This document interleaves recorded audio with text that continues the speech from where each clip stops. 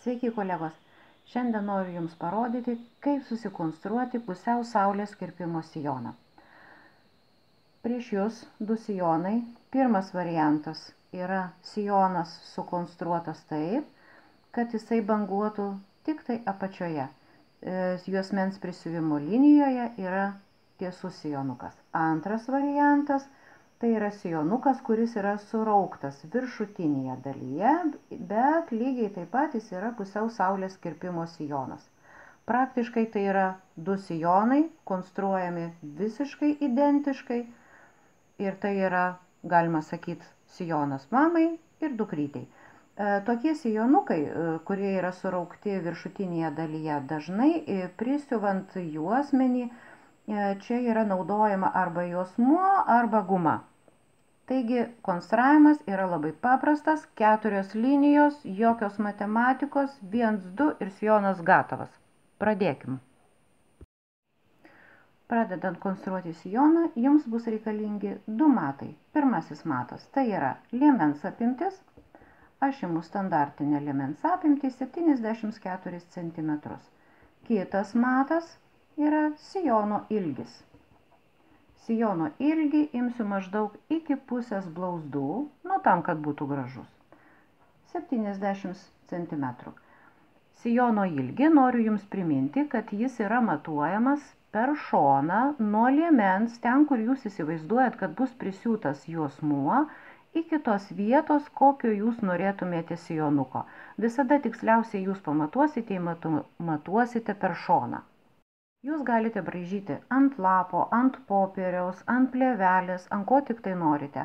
Aš darau žymiai mažesnį variantą, kad man būtų paprasčiau Jums paaiškinti ir kad Jūs aiškiai matytumėte, kaip vyksta visas sijono konstravimas. Pirmiausia, Jums reikia nusibraižyti ant plėvelės ar ant lapo, ant ko Jūs ten braižot, statų kampą. Labai svarbu, kad tai iš tikrųjų būtų status kampas. Naudokite trikampį, naudokite kažkokias tai pagalbinės priemonės, todėl kad šitas 2 linijas reikės nusibraižyti pakankamai ilgas. Labai svarbu nenuklysti, kad visur tarp šitų jūsų linijų būtų 90 laipsnių kampas. Jau girdžiu pasakymą. Jau kai aš braižau, tai man pastoviai gaunasi kažkokios kreivos linijos. O jeigu aš trikampio neturiu, o čia gal reikės matlankį, tai kur man dabar jį gaut? Aš manau, kad kiekvienas iš mūsų namuose turime stalą. Turim. Tai va ir padėkite savo popieriaus lapą ties stalo kraštais ir nukopijuokite 2 stalo kraštinės. Va, ir status kampas. Ane? Paprasta. Gerai. Jau turim statų kampą. Braižom toliau. Tada iš va štai šito taško, kaip iš centro, Jums reikės nubraižyti lanką. Dabar to spindulio ilgis yra R ir jisai priklauso nuo Jūsų liemens apimties. Tam, kad Jums nereikėtų skaičiuoti pagal formulės ir vargti ir pergyventi, aš Jums tiesiog aprašyme po video pateiksiu lentelę, kurioje surašysiu, kiek yra liemens apimties centimetrais pagal dydžius ir kokio reikia to spindulio ilgio, kuris priklauso, kaip ir minėjau, nuo liemens apimties. Kadangi pas mane liemens apimtis yra 74, tai jau esu pasiskaičiavus, kad spindulio ilgis turi būti 25 cm.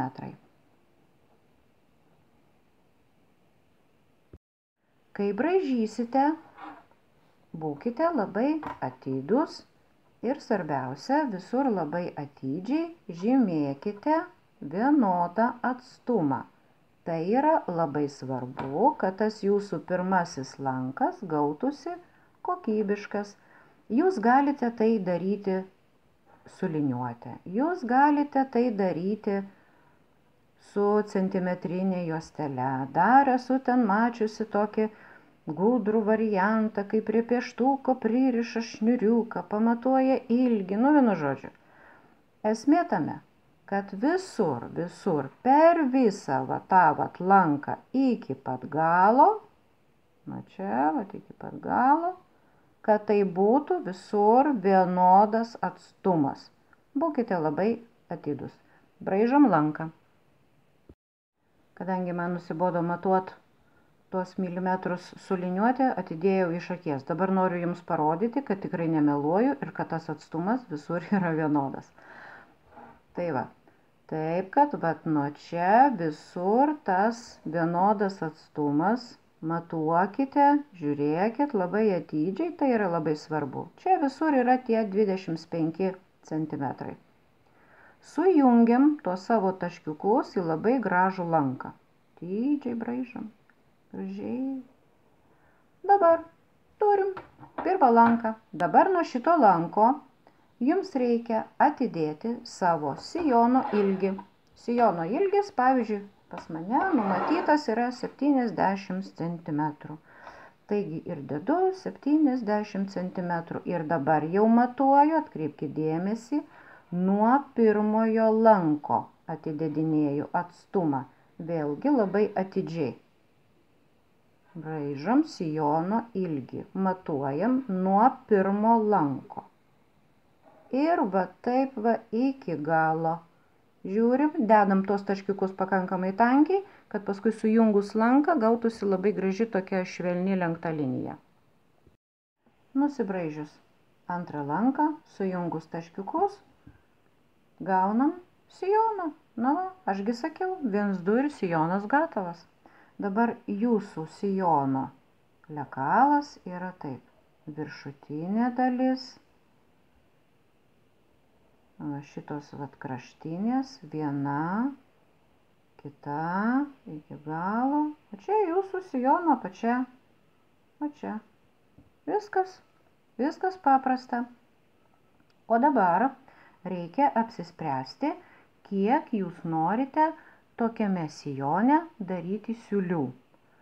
Jeigu siūti nesinori, arba jūs, pavyzdžiui, tokiam sijonuke nenorite kišenių šoninėse siūlėse, galima daryti vieną siūlę. Tada viena šita kraštinė bus lenkimo linija. Užsirašom. Lenkimas. O šita linija bus nugaros vidurio siūlė. Užsirašom.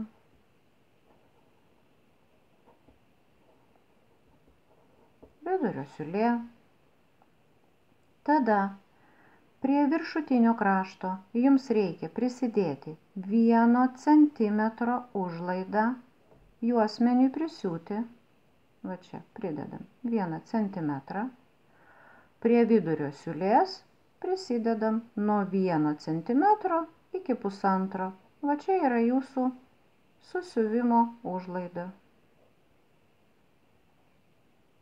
Prie apačios, kadangi tokie sijonai lenkiasi maksimum maždaug centimetras, dažniausiai tai yra 7 mm, tai tam, kad jums būtų patogiau braižyti, tiesiog prie apačios prisidėkite 1 centimetrą. Va čia bus jūsų apačios palenkimo užlaida. Prisidedat atidžiai. Braižom su liniuote. Čia aš iš rankos braižau. O jūs braižykit su liniuote. Tiksliai. Taigi, štai jūsų sijonas jau ir sukonstruotas. Imam žirklius. Kerpam. O dabar visoms, kurios nori šoninėse siūlėse kišenių, reikia daryti taip. Reikės išsikirpti 2 tokias detalės. Vadinasi, viršutinėme krašte juosmens prisiuvimui atidedam 1 centimetrą, o tada šita kraštinė ir šita kraštinė bus jūsų kirpimo kraštinės, tai bus šoninės siūlės. Čia bus šoninė siūlė ir čia bus šoninė siūlė. Kadangi yra siūlė, vadinasi, jai reikalinga užlaida. Užlaida yra nuo centimetro iki pusantro. Kas labiau įgudusios, deda centimetrą, kas dar nelabai, deda pusantro. Šiaip tarp kitko, žinokit, praktikuokit jūs tą pusantro. Visai geras dalykas. Maža ką, kryptelės ranka, ar overlokas ten ką nors nupjaus negero.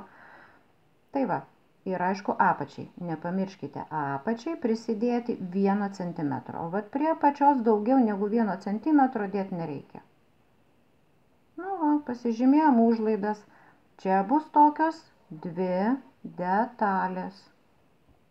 Prašau. 1, 2, viskas gatova.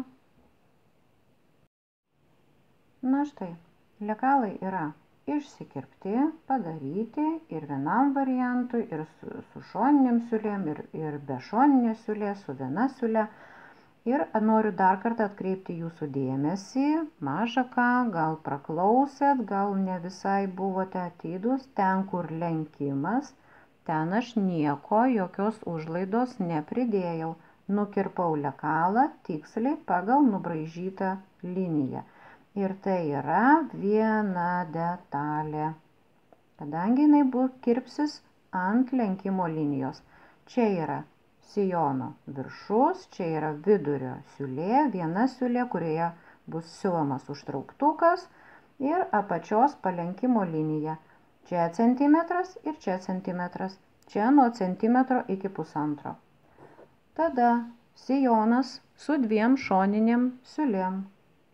2 šoninės siūlės, užtrauktukas, kaip ir žinote, siuvamas kairėje šoninėje siūlėje, viršutinis kraštas centimetras, apačia centimetras, šonai nuo centimetro iki pusantro. Čia jau bus 2 detalės. Kaip ir minėjau, abu sijonai konstruojami visiškai identiškai. Skiriasi tik tai pirmojo lanko atidėjimo ilgis. Tai gali būti ir šito sijonuko variantas, ir šito sijonuko variantas. Visą informaciją jūs rasite po filmuku, ten, kur aš visada surašau visus reikalingus jums centimetrus.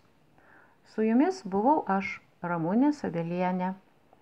Tikiuosi, kad prenumeruosite mano kanalą, nes norėčiau jums parodyti sekančiam filmuke, kurį jau ruošiu, kaip tokį sijoną susikirpti, kaipgi tokius lekalus padėti ant audinio, kad jums viskas būtų aišku ir tuo pačiu norėsiu jums dar atskleisti porą tokių konstrukciškų siuvėjiškų gudrybių. Todėl manau, kad susitiksime ir kituose mano filmukuose, kitose mano pamokose.